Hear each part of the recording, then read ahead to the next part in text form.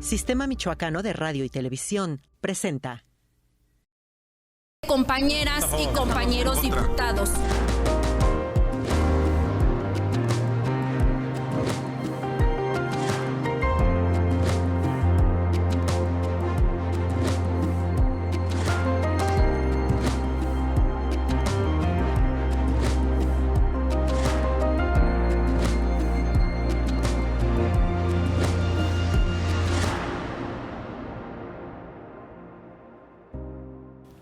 Hola, ¿qué tal? Es un gusto que nos acompañen en esta emisión de Voces del Congreso a través del Sistema Michoacano de Radio y Televisión, y le invitamos a las personas que nos siguen a través de las redes sociales a establecer comunicación a través de esta herramienta. Y es un gusto recibir el día de hoy aquí en Voces del Congreso a la diputada Fanny Arriola Pichardo.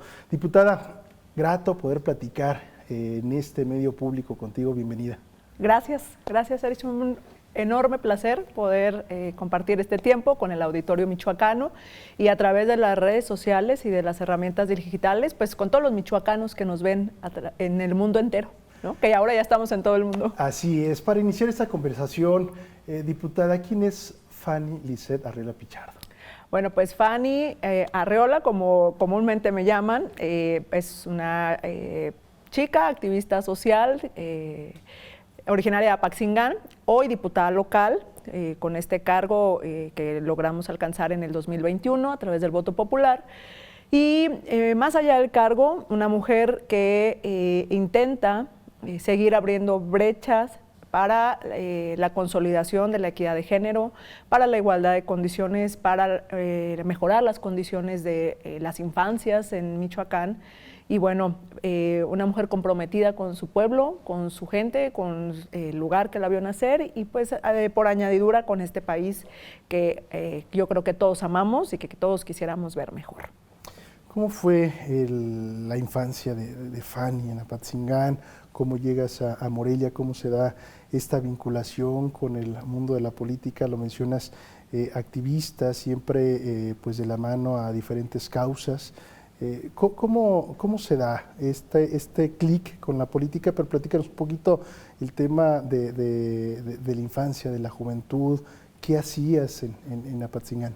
Bueno, pues debo compartirles que a diferencia quizá de algunos compañeros que tienen probablemente alguna ascendencia política en su familia, que es el papá, el abuelo, el hermano, tuvo alguna participación, en mi caso no es así, surge de forma espontánea a través de la propia dinámica de vida.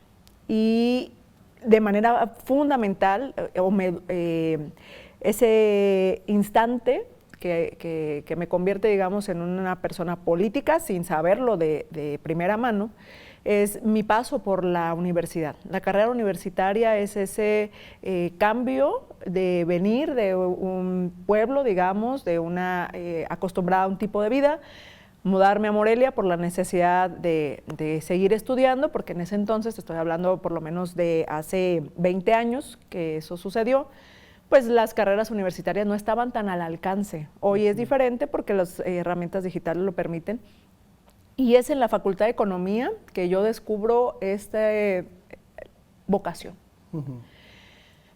El trato con los compañeros, el ayudar a resolver esas necesidades cotidianas, te hablo de no pude llegar a hacer un examen, hay que intentar gestionar con el profesor la posibilidad de una nueva fecha para alguien que había tenido alguna situación familiar imprevista, en fin, algún viaje de estudios, de prácticas, me convierten en este tema y a su vez eso tiene una consecuencia que es ser la representante de la facultad como consejera.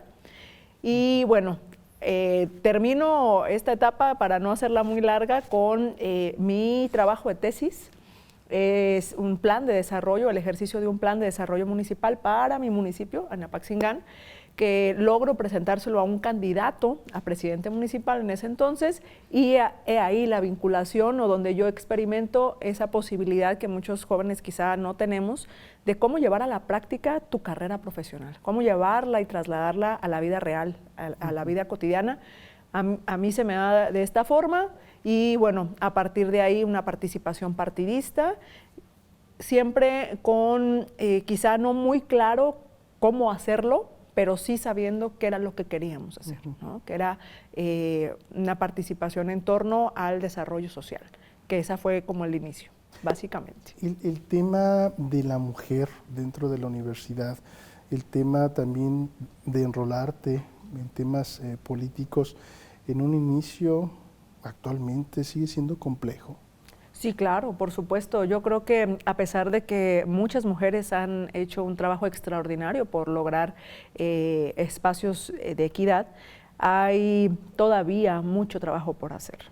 Hoy la Universidad Michoacana tiene una rectora, la segunda rectora en su historia, y yo creo que cosas de esa naturaleza ayudan a que el camino de las mujeres sea menos complejo, pero no estamos todavía donde quisiéramos. Hay una serie de limitaciones, algunas de ellas hasta biológicas, naturales, que justamente son eso, limitantes a la participación en misma igualdad de condiciones. Yo creo que vamos a tardar todavía un poquito en ver esa condición de equidad, pero bueno, hay que seguir trabajando y hay que seguir haciendo lo que nos toca para lograrlo. ¿Por qué economía? Economía, porque es la materia que a mi parecer es el punto medular que atacar. Cuando la economía está bien, de un hogar, por ejemplo, la gran mayoría de las cosas que están a su alrededor funcionan y las personas que hacen ese hogar funcionan. Porque debemos recordar que las crisis sociales devienen justamente de una condición económica vulnerable. Si en un hogar hay una enfermedad importante, por decir un nombre, cáncer, eso va generando problemas satelitales cuando no hay para cubrir esa enfermedad. Y entonces economía micro y macro se vuelve como mi intención de acción. Por eso economía. El tema, lo mencionas, este activismo, ¿no? En la universidad, además, pues emblemática, ¿no? La máxima casa de estudios del estado de Michoacán. Surge un proyecto, ya lo compartes, ¿no? Presentas este proyecto.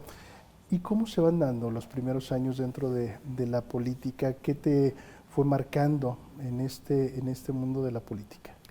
Bueno, debo decirte que cuando yo le llevo este proyecto al candidato a presidente municipal en turno, que era un caballero, me dice, sí, está perfecto, hija, está muy bien, lánzate, hazlo. La verdad es que había como una especie de incredulidad, quizá, en torno a la funcionalidad de un proyecto de esta naturaleza. Sin embargo, por lo menos en mi caso, no hubo un no por respuesta, aunque no existieron elementos que empujaran o ayudaran al proyecto, simplemente un margen de acción o el permiso para hacerlo. Ese fue como un primer encuentro con la realidad adversa de que para hacer, pues tienes que hacerlo tú mismo. No hay un escenario idóneo para hacer las cosas y sobre todo que hay que estar como convencidos de lo que deseas hacer. Y esta participación me lleva a tener un encuentro directamente con el partido político que a mí me postula, ahora como diputada, y a tener un encuentro, digamos, con esa realidad de el patriarcado político que se vive. Es decir, aun y cuando tú tenías o cuando tú tienes un margen de maniobra importante con algunas mujeres o con algún sector social, había que rendirle cuentas al jefe político, ¿no? Que generalmente es hombre y que sigue siendo hombre, porque me voy a adelantar un poquito al tiempo actual.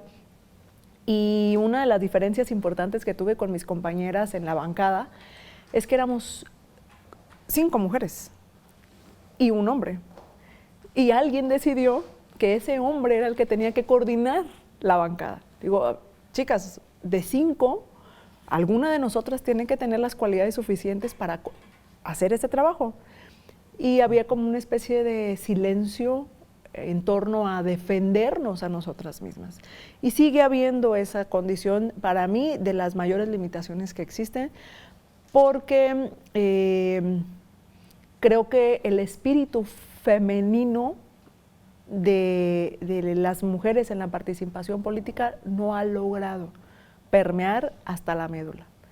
Creo que esa puede ser la limitante más importante que yo encontré hace 15 años y que sigue y continúa todavía el día de hoy. Bueno, decías, quizá esa pregunta iba a ser más adelante, ¿no? Este tema de esta decisión y iba enfocado a eso, pero bueno, ya adentrándonos a este trabajo de una legislatura, además, sui generis, ¿no? ¿Cómo se conformó esta legislatura número 75?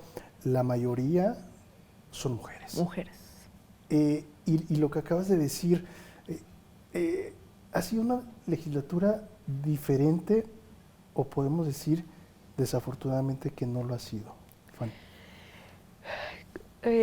Basado solamente en este tema, ¿no? de género, porque sí, también claro. Eso levantó muchas expectativas. Sí, claro, por supuesto.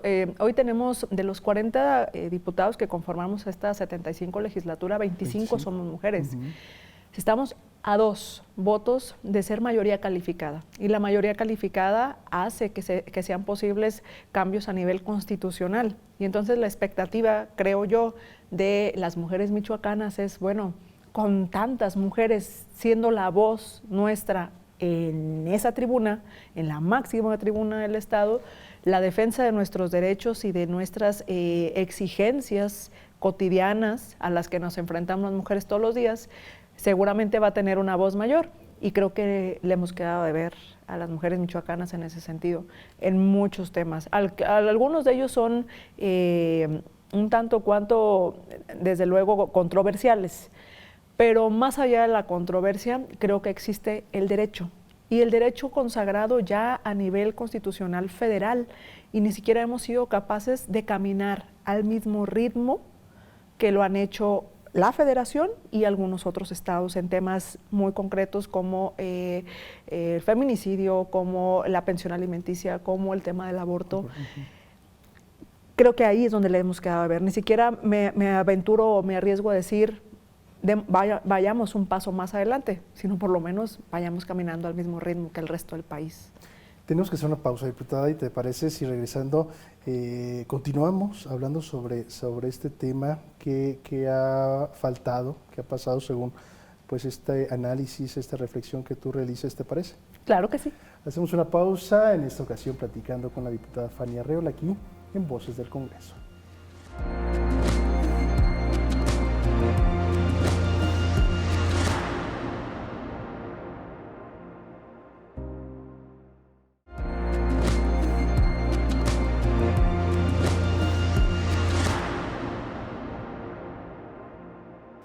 Regresamos a Voces del Congreso, en esta ocasión platicando con la diputada Fanny Arreola. Diputada, mencionabas este tema o estos temas que están sobre la mesa y que llaman la atención desde luego de diferentes sectores de la sociedad, y también mencionas, bueno, ha faltado, no se ha ido a la par en estos pasos de estas legislaturas federales, ¿no? ¿Qué es lo que ha pasado bajo tu perspectiva, bajo tu análisis?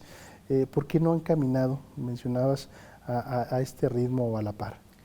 Fíjate que a lo largo de la cotidianidad dentro del Congreso, de la vida diaria orgánica del Congreso, hay días que intento hacer una autocrítica y una reflexión personal acerca justo de esto que me preguntas.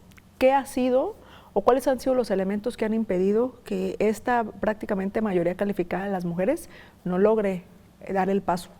Y en mi opinión tiene que ver con 2 cosas particularmente. La primera de ellas, que seguimos en un sistema político patriarcal.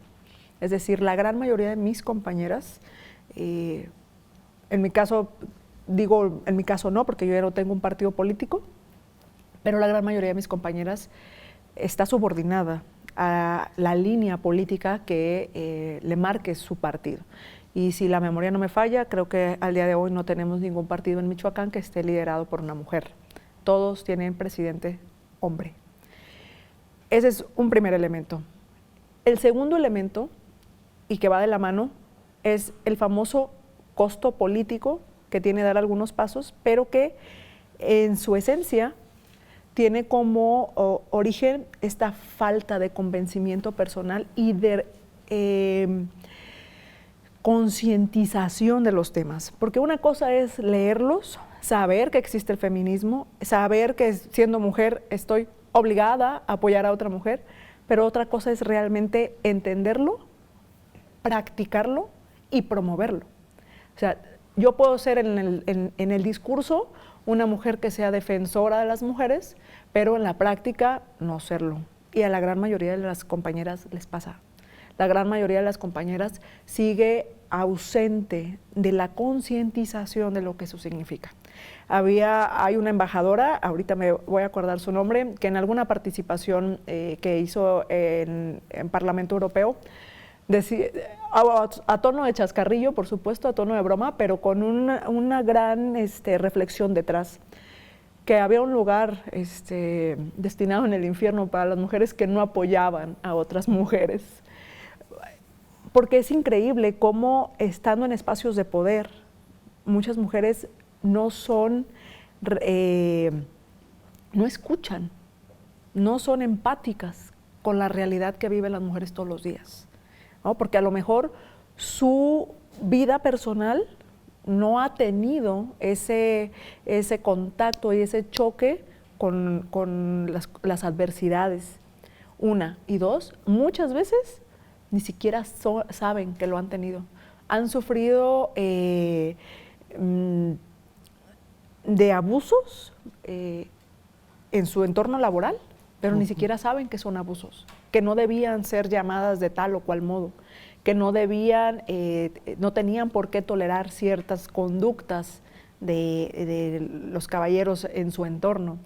Pero no lo sabemos porque estamos tan acostumbradas a la cotidianidad de que eso suceda, que no logramos darnos cuenta que estamos siendo víctimas de algún tipo o grado de violencia.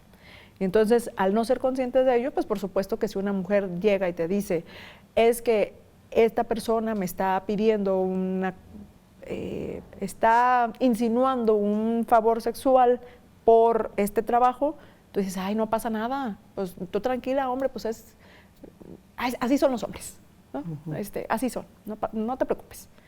En lugar de tomar las cosas con la seriedad que corresponde, porque además, sin olvidar, sin dejar de lado, que no solo somos nosotras, que son las generaciones que vienen detrás de nosotras, que son nuestras hijas, que son nuestras sobrinas, que son nuestras vecinas, nuestras hermanas, nuestras amigas, las que seguirán sufriendo esto si nosotros no ponemos un alto a esa espiral.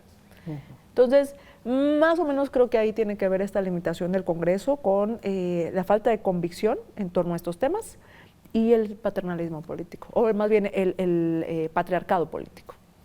Fanny, fue complejo tomar esta decisión, dejar un partido político en el cual, bueno, habías militado, pues, 16 años. Si no me equivoco, bueno, toda tu vida política, ¿no? Así dentro es. del PRD. Ocupaste cargos públicos, ¿no? En este partido político. Esas decisiones que marcan, ¿no? la vida de una persona, ¿fue complejo? Sí, fue muy difícil y fue una etapa muy hasta dolorosa, porque de las propias compañeras había un rechazo, ¿no? Al grado de sentarse en la silla que yo tenía porque ya no era de esa bancada. Fue un momento muy difícil porque adicional, obviamente, a todo este shock de decir, me voy de la que ha sido mi casa prácticamente toda la vida, porque yo empecé a militar previo a la mayoría de edad. Yo cumplí 17 años de militancia en mi partido original. Estaba toda una serie de adjetivos calificativos en torno a mi persona, ¿no? Si la traición, si malagradecida, si una serie de adjetivos calificativos para no ahondar más en el tema. Todos ellos, la gran mayoría, sin conocer absolutamente nada de qué fue lo que me llevó a tomar esa decisión. Y creo que al día de hoy, después de pasada la tormenta, estando ya un poco más en calma, no me arrepiento en absoluto, porque eso hubiese significado traicionarme a mí misma, las cosas por las que he luchado. Y para no hacer el cuento largo, en resumidas cuentas, hubo un instante en el que yo pensé que mi coordinador estaba a punto de ponerme una cachetada. Porque yo decía no a lo que él estaba estableciendo como norma o como dirección a seguir. Él decía, pues es que es por aquí. Yo decía no, y el momento en el que manotea en la mesa me hace reflexionar y decir, bueno, ¿qué está pasando? Se supone que yo hago política para defender estas cosas, para que estas cosas no pasen, y si yo lo aguanto y si yo lo permito, pues estaré siendo comparsa de...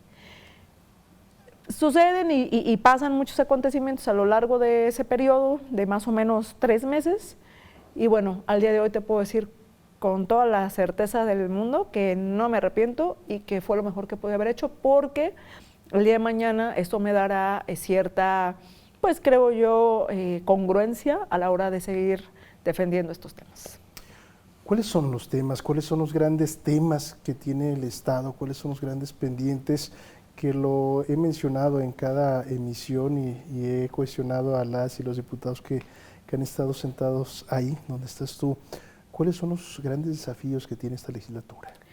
Híjole, yo creo que varios, sin embargo, de manera coyuntural en este momento, no es imperativo únicamente el Estado de Michoacán, pero yo creo que esta parte de la seguridad ha traído como consecuencia, más allá del tema de seguridad, un fenómeno que tiene que ver con el desplazamiento de las personas por necesidad y atender la emergencia desde la parte legislativa para generar condiciones de reinserción, por llamarlo de alguna manera, reinserción local a otros lugares que puedan habitar estas personas que tienen que salir de sus hogares originales.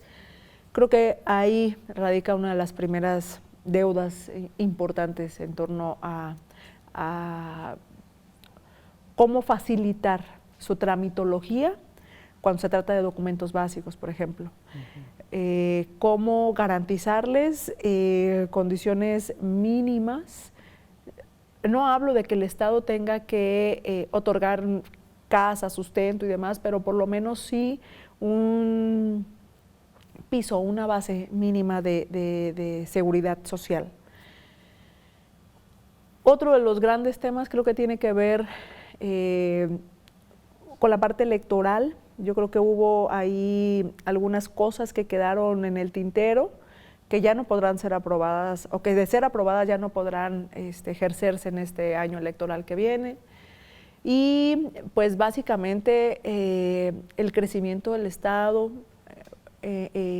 reforzado desde el tema legislativo, creo que para no ahondar en detalles, creo que serían 3 vertientes importantes que no hemos atendido.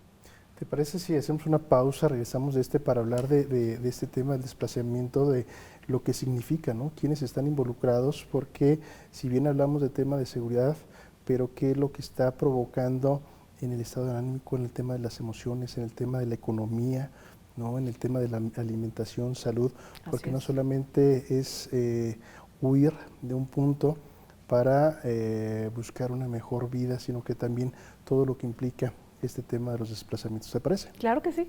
Hacemos una pausa, en esta ocasión platicando con Fanny Arriola aquí en Voces del Congreso.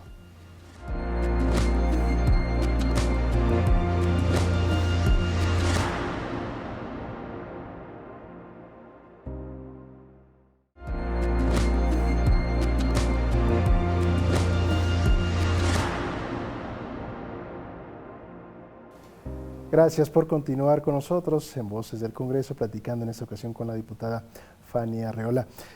Diputada, el tema mencionabas y que hay un interés también en tu trabajo dentro de esta legislatura, tiene que ver con lo que comentaste antes de irnos a la pausa, el tema de los desplazamientos de estas familias que salen de su comunidad, de su tierra, ¿no? por situaciones adversas.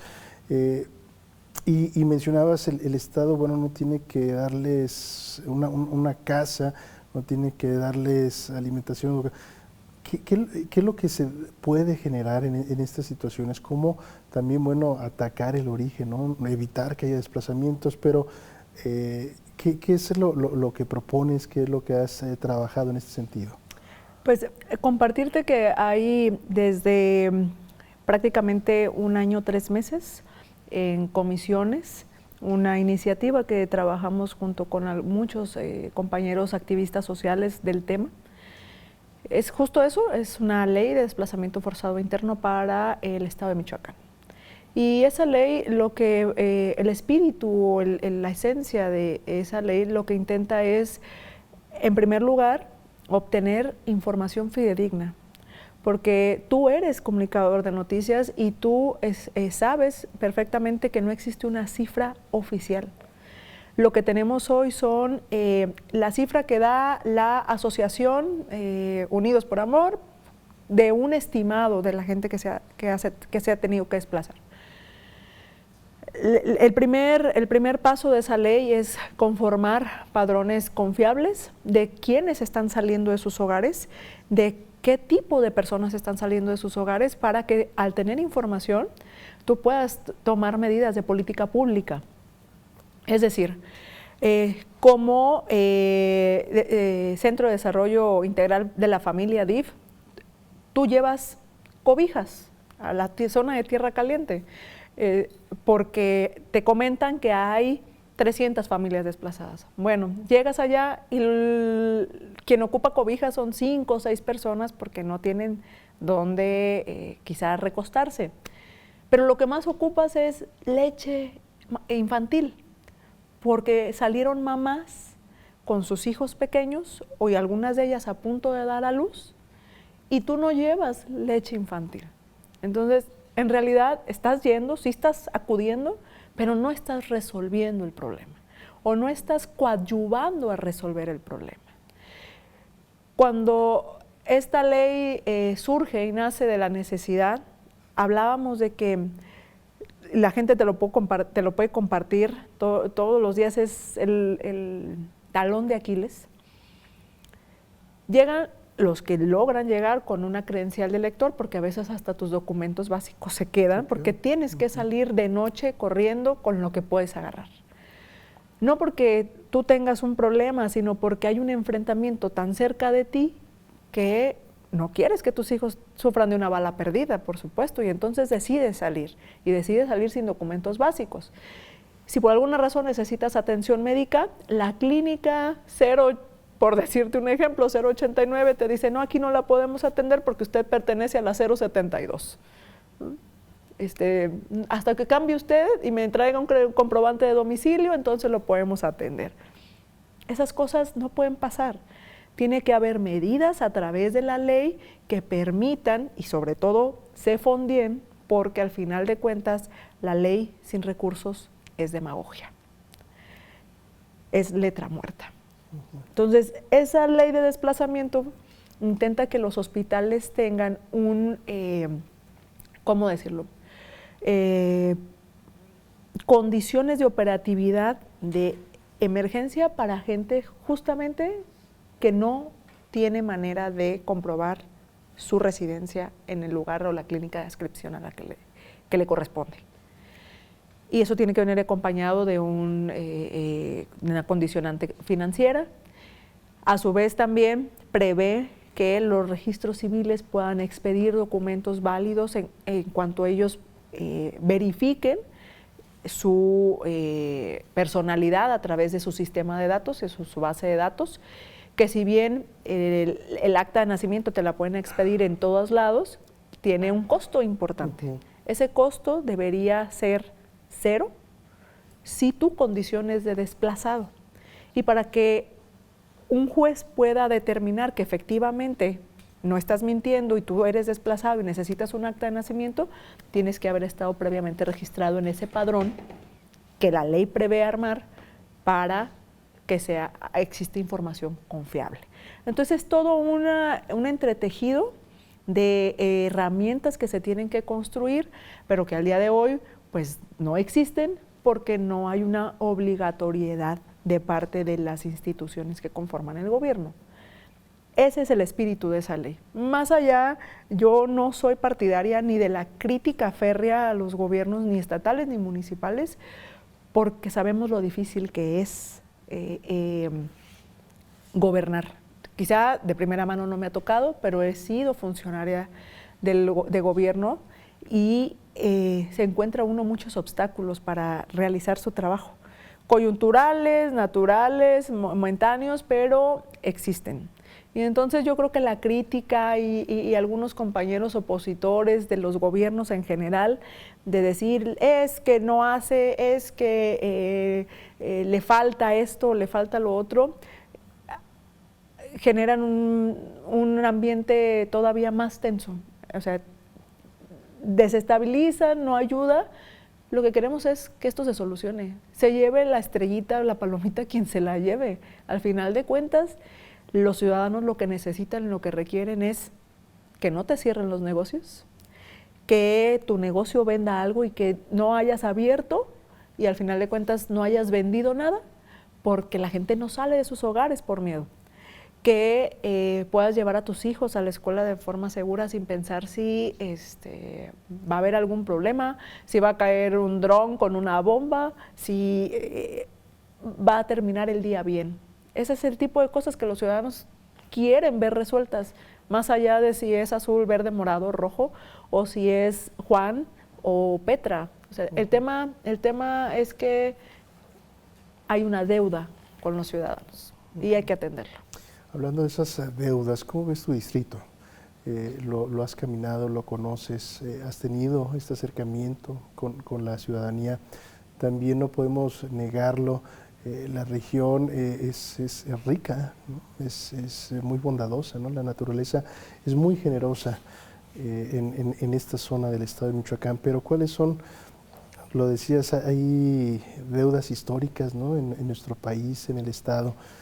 ¿Qué es lo que recabas? ¿Qué es lo que te dice la ciudadanía de tu distrito?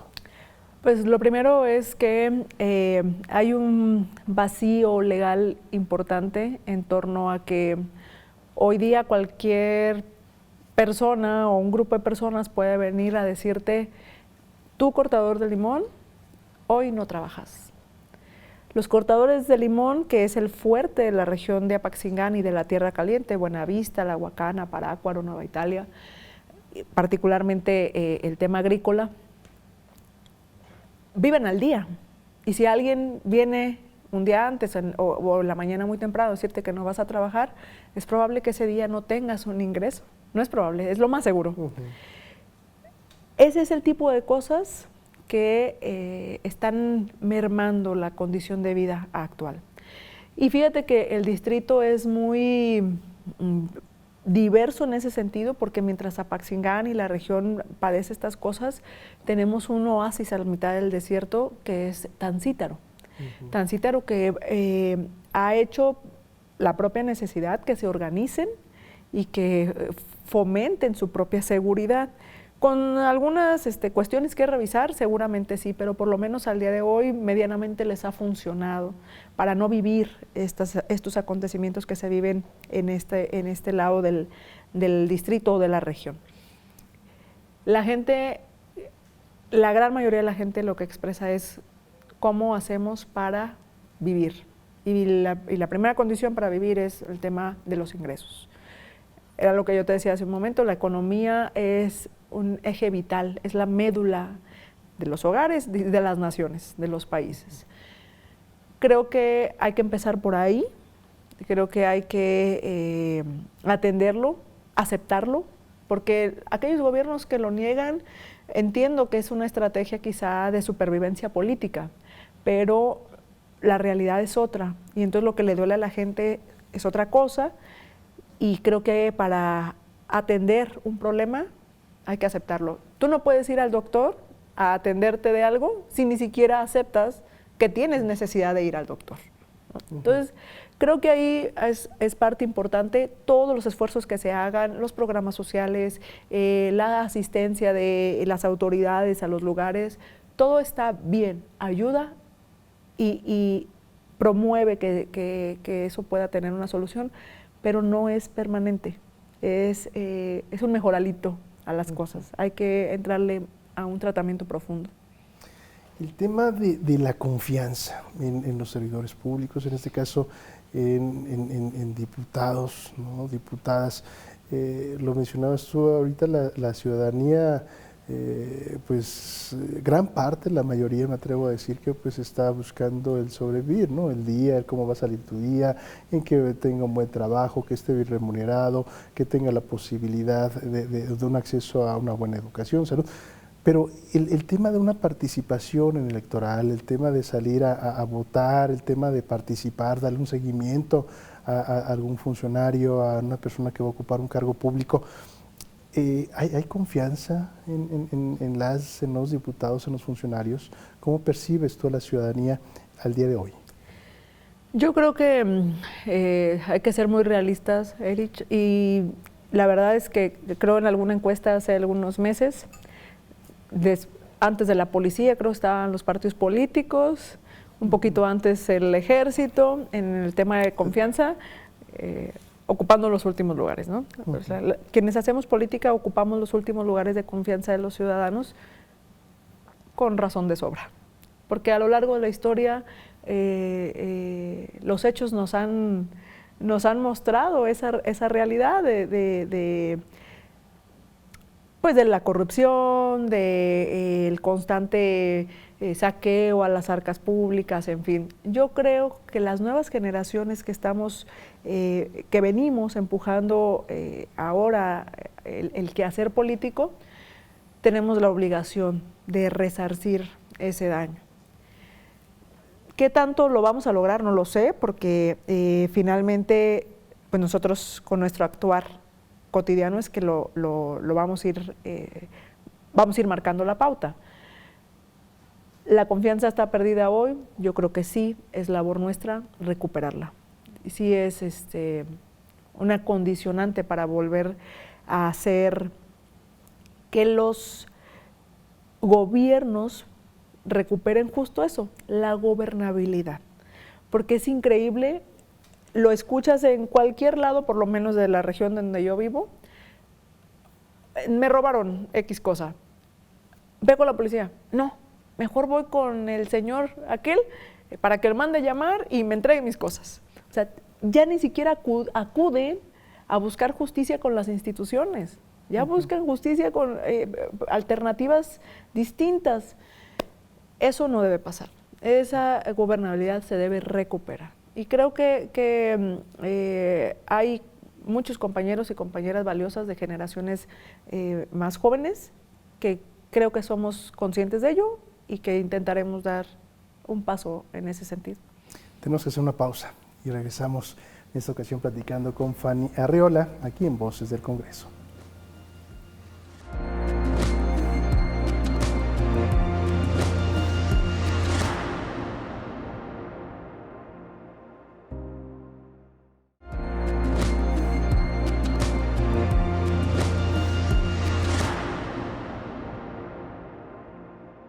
Regresamos a Voces del Congreso, en esta ocasión platicando con la diputada Fanny Arreola, integrante de la 75ª legislatura en el estado de Michoacán. Y en el último bloque, diputada, hablabas de la confianza, hablabas de las nuevas generaciones dentro de la política en nuestro país, pero ¿cómo son o cuáles podrían ser los grandes desafíos que tenemos como sociedad? Es decir, a veces solamente nos limitamos, bueno, ¿por qué no está haciendo? ¿Por qué está criticando? Pero ¿cómo podemos integrarnos como sociedad? ¿Cómo podemos, tú lo mencionabas también en esta charla, cómo podemos trabajar municipios, Estado, federación, sociedad, iniciativa privada, para encontrar estos bienes comunes?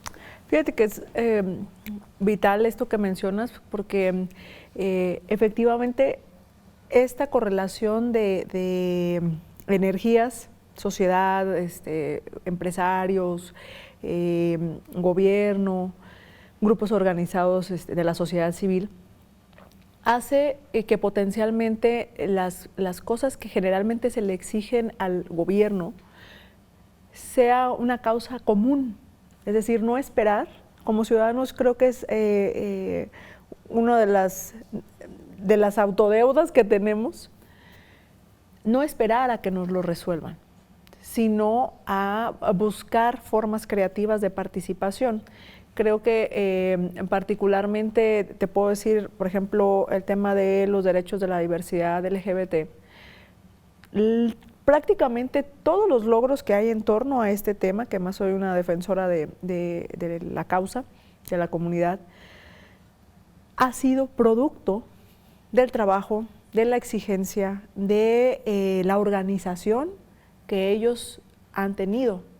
Y eso se ha materializado en las leyes y se ha materializado en los cambios que hoy vivimos. Creo que organizarnos, volver a ser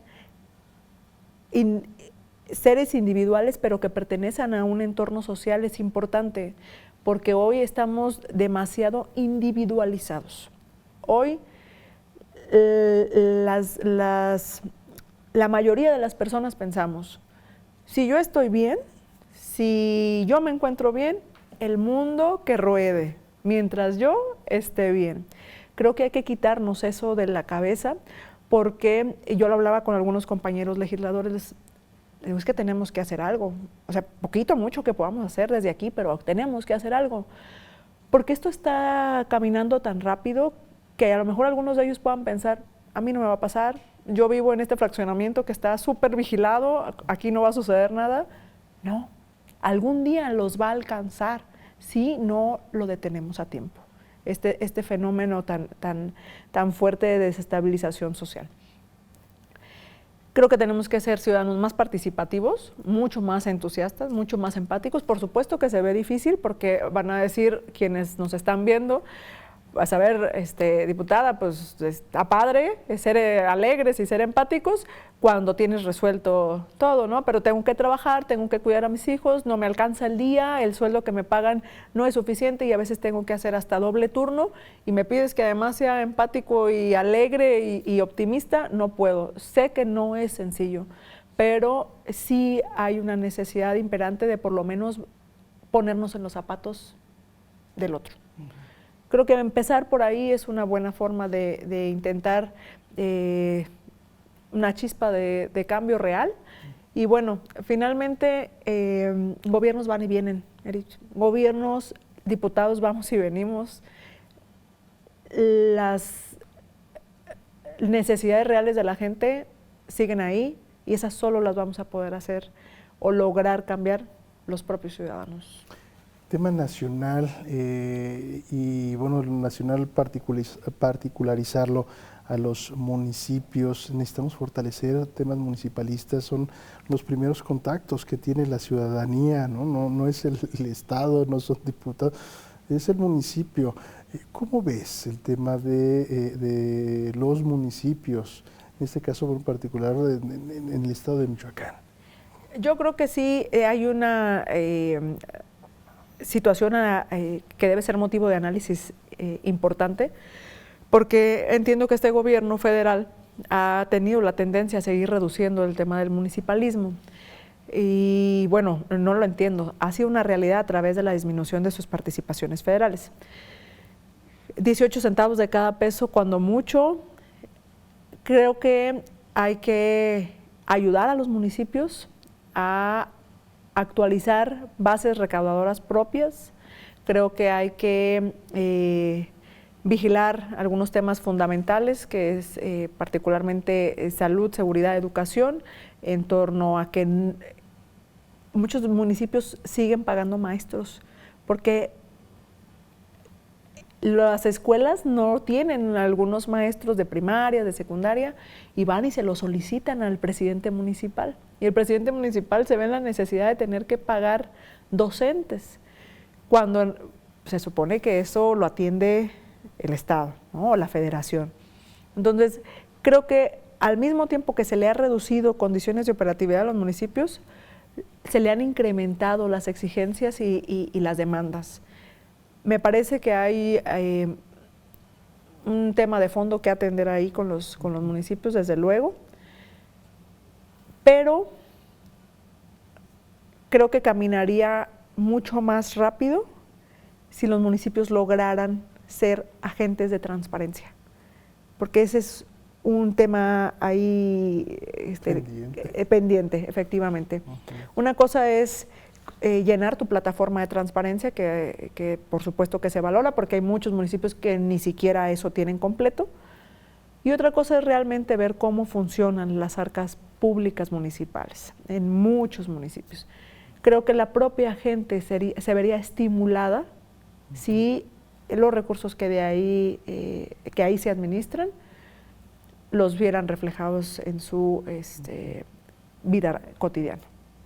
Hablabas y tocas el tema de la educación, y que también, bueno, es un trabajo que has estado muy pendiente en el tema del Congreso, la ciencia y tecnología. Hace falta en nuestro país el tema de apostarle al tema de la ciencia, de la investigación, de la tecnología. Totalmente. La verdad es que hemos hecho un trabajo, creo yo, interesante, ¿qué puedo decir yo? ¿No? Al final de cuentas lo he encabezado con el Instituto de Ciencia y Tecnología del Estado, con el ICTI. La doctora Alejandra es una extraordinaria funcionaria pública. Hemos podido o hemos intentado dar los pasos que hemos podido en torno a cómo empapar, cómo salpicar a nuestros jóvenes del interés por la ciencia, por la tecnología, no vista como el tema de irnos a la luna, ¿no? Sino las cámaras que hoy nos graban, los micrófonos que hoy nos ayudan a que podamos tener esta conversación son producto de una innovación tecnológica. Y cómo hacemos que ese talento que radica en nuestros jóvenes para generar nuevas herramientas, transportarlas a la vida pública cotidiana, y que eso a su vez también se convierta potencialmente en una fuente de ingreso para ellos. De la misma manera, ¿cómo hacemos que estas innovaciones en torno al cuidado del medio ambiente, por ejemplo, se vean reflejadas en la basura que luego vemos en las calles tiradas y que tapan coladeras y que generan inundaciones? Hay una frase muy buena que dice que el aleteo de una mariposa en este lado del mundo puede hacer un tsunami del otro lado, ¿no?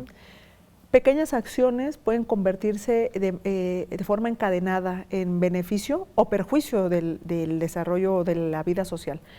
Yo creo que la ciencia, la tecnología, la educación, la formación de nuestros niños y jóvenes es vital para inyectar una nueva forma de replantearnos la vida como la tenemos y de hacer que esto pueda caminar por otro rumbo. Pues ahí están los grandes desafíos. Diputada, ya para ir cerrando esta emisión de Voces del Congreso, pues no quiero dejar pasar esta oportunidad que tenemos de platicar contigo, pues de también invitarte a hacer este ejercicio de que, bueno, yo comparta una serie de palabras y que, bueno, algo que pase a tu mente, pues lo digas. ¿Te parece? De acuerdo. Mujeres. El rostro hoy de la política. Michoacán.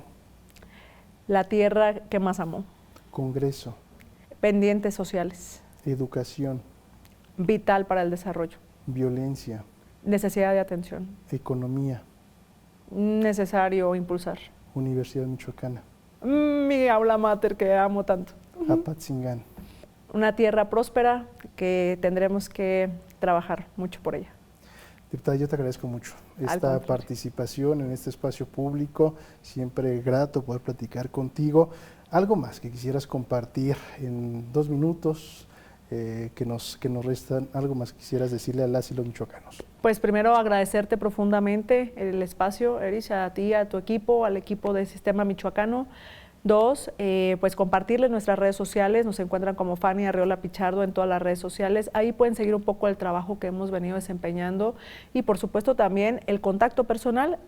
Yo atiendo personalmente el tema de los mensajes vía inbox, los leo yo personalmente, si haré algo que quieran conversar, con muchísimo gusto lo podemos hacer o compartir. Y bueno, además de agradecerles muchísimo el favor de su atención, pues reiterarles que seguimos trabajando y seguimos intentando abonar con un granito de arena a que la vida en Michoacán sea mejor para la gente.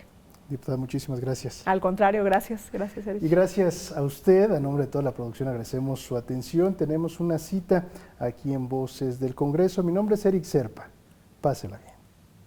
Compañeras y compañeros diputados.